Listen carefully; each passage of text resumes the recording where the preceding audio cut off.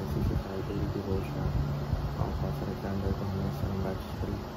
At ang topic ng italakay natin ngayon ay totoo ba ang purgatory? Ngayon po ang Bible is at tungkol sa Hebrews chapter 10 verse 14.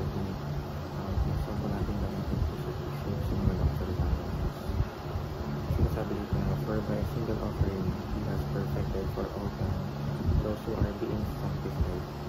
Nasa Tagalog, sa mga tulis, sa pamamagitan lamang ng isang paghahandog, ay kanyang ginawang ganap magpakailanman mga nililinis.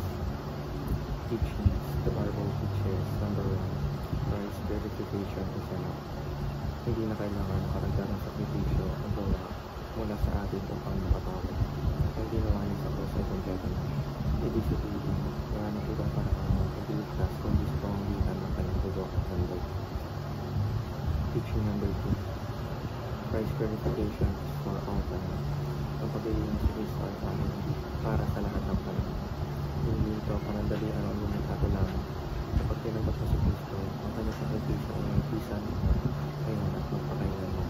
Hindi ito nawawala o nababawasan. Teaching number 3, Christ's purification is received by faith. Naglilinis si Kristo ay natatanggap sa pamamagitan ng pananampalataya. Hindi dahil sa mabubuting gawa o reliyosong ritual kaya tayo naglilinis. Hindi dahil sa naniniwala tayo sa natapos na gawa ni Kristo sa krus. Doon tayo napapatawad at ginagawang balik sa harap ng Diyos.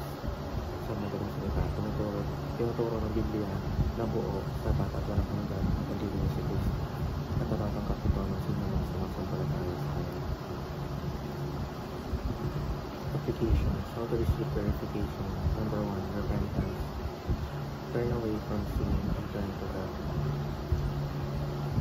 Kailangan natin magkaroon ng pagsisisi. Kailangan talikuran ng kasalanan at bumalik sa Diyos. Hindi sapat na magsabi lang ng sorry. Dapat may pagbabago rin tayo ng puso at direction. Application number 2, faith. Believe in the finished work of Christ. Pananampalataya o faith. Ang ating tiwala ay hindi sa sarili. Ang ating tiwala ay hindi sa sarili ng hindi magawa. Hindi sa tapos lang ginawa ni Kristo. Kapag tayo o nagkakamali, lagi natin alalahanin na sapat ang kanyang dugo para linisin tayo. Application number 3, sanctification. Live by the Spirit. Ito yung pagpapabanal. Ito ay araw-araw na pamumuhay kasama ng banal na Spirit. Ibig sabihin, pinipili natin sundin ang gabay ng Diyos. Mira sa takso ang pamumuhay ng may kabanalan.